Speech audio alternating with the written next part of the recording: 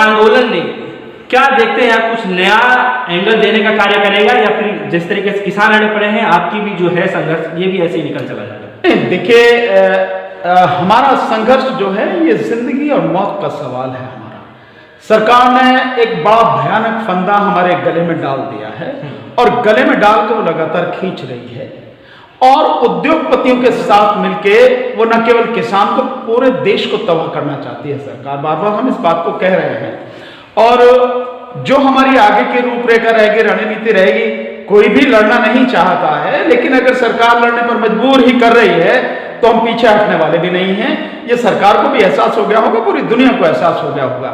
रही बारिश हो रही है, हवाएं चल रही हैं, सर्दी बढ़ती चली जा रही है, अभी ओले भी पड़ सकते हैं, कोई भी स्थिति हो जाए हम उससे मरने वाले नहीं हैं। लेकिन जो कानून है, अगर इस कानून को वापस नहीं लिया सरकार ने तो पूरा किसान पूरी तरह से तबाह हो जाएगा।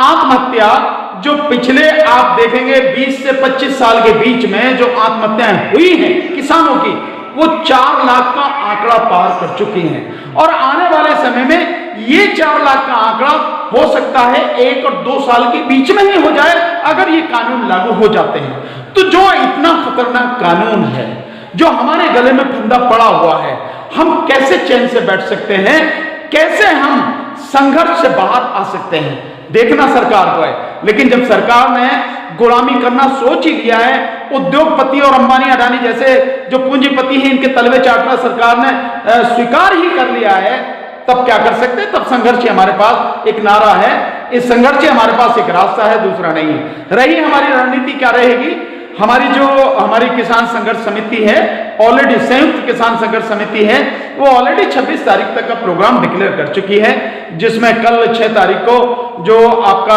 यहाँ से करनाल और ये जो है अपना जो पेरिफेरल है उसी पे मार्च होगा, ट्रैक्टर मार्च होगा।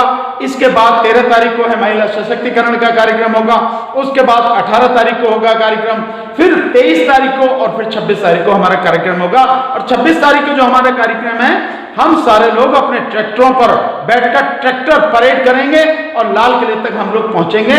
ये हमारा कार्यक्रम है, ये हम ऑलरेडी बता चुके हैं। तो अगर इसमें कुछ भी होने वाला है तो सरकार को पहल करनी पड़ेगी। अगर सरकार पहल नहीं करती है, हमारे पास कोई रास्ता नहीं है संघर्ष करने के अलावा, और हम संघर्ष करते रहेंगे। रही आप जो पूछ रहे हैं कि संघर्ष कब तक चलेगा, तो मैं तो इसके लिए एक बहुत ही खूबसूरत उदाहरण है, शायद मेरे कहने की जरूरत है, शब्द जो है वो शहीद आजम भगत सिंह जी के हैं, हाँ बोल मेरे हैं, मैं अपने मुंह से उन बात को बता रहा हूं, लेकिन इससे ज्यादा सटीक कोई जवाब हो नहीं सकता है।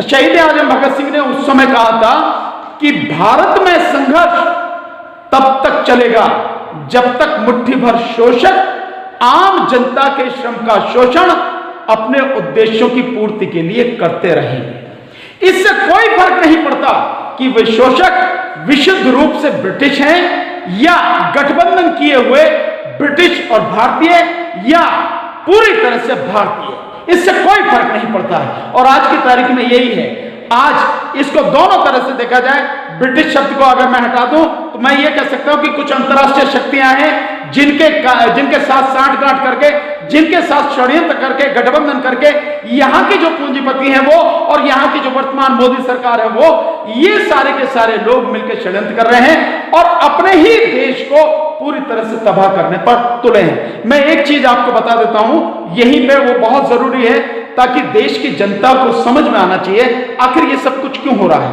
अंतरराष्ट्रीय स्तर पर जो एक षड्यंत्र चलता है, अंतरराष्ट्रीय एजेंसियां जो वो ये मानती हैं कि भारत को जिस तरह से इस समय निचोड़ा जा रहा है, जिस तरह से वो भारत को खोखला करने में लगी हैं, जिस तरह से भारत का शोषण करने में लगी हैं, और भारत से तकरीबन उनका कहना है कि हर साल 50 लाख करोड़ की संपत्ति अगर भारत से लगातार हर साल लूटी जाए तो भी 100 साल तक भारत को हम लूट सकते हैं। जब ये मानसिकता हो और उसी मानसिकता वाली अंतर्राष्ट्रीय एजेंसियों और विदेशियों के साथ में मिलकर भारत की सरकार और भारत के जो पूंजीपति उद्योगपति हैं वो उस मानसिकता से काम करते हैं, तो आप समझ सकते हैं कि देश के सामने कितनी भयानक समस्या है। हम इसीलिए इस देश को बचाने के लिए संघर्ष कर रहे हैं, यही हमारा काम है।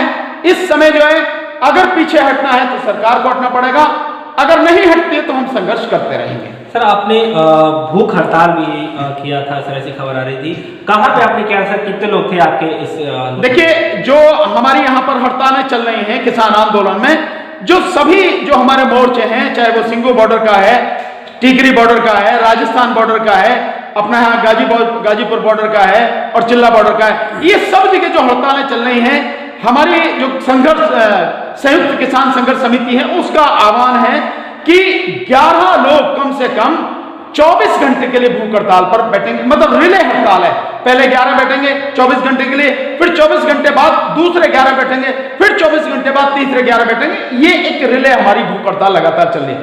उसी में मुझे भी मौका मिला, मैंने भी अपनी किसान संघर्ष समिति से रिक्वेस्ट की कि मैं भी इस भूख हड़ताल में भाग लेना चाहता हूं। उन्होंने मेरी रिक्वेस्ट स्वीकार की और उसके बाद में मुझे सिंगू बॉर्डर पर परसों हम 11 बजे दिन में बैठे थे और कल आप कह सकें यानी 4 तारीख को, 3 तारीख को बैठे, 4 तारीख को 11 बजे तक हम लोग 24 घंटे की भूख हड़ताल पर बैठे। मैं बैठा, मेरे साथ में हमारे जो साथी हैं, बड़े संघर्षशील साथी डॉक्टर विजय कुमार साहब जो पेशे से डॉक्टर हैं वो बैठे, और साथ में हमारे दूसरे साथी जो हिजम राजन सिंघा साहब हैं जो असम से हैं, हमारे बड़े मजबूत साथी हैं, वो भी बैठे हैं। डॉक्टर विजय कुमार साहब मध्य प्रदेश से। तो हम तीनों साथी बैठे थे और हमारे साथ में 15 और लोग थे।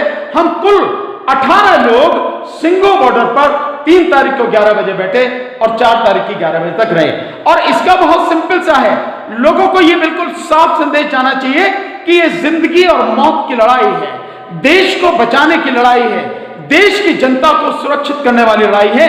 इसमें हमारा जिस तरह का भी योगदान हो हमें देना पड़ेगा, हमें करना पड़ेगा, समय भी निकालना पड़ेगा, पैसा भी देना पड़ेगा, हमारे पास आटा चावल हो वो भी देना पड़ेगा, दाल सब्जी हो वो भी देना पड़ेगा, और रात दिन अगर शरीर से भी मेहनत करनी पड़ेगी वो करनी पड़ेगी, क्योंकि आंदोलन बहुत बड़ा है देश को बचाने का।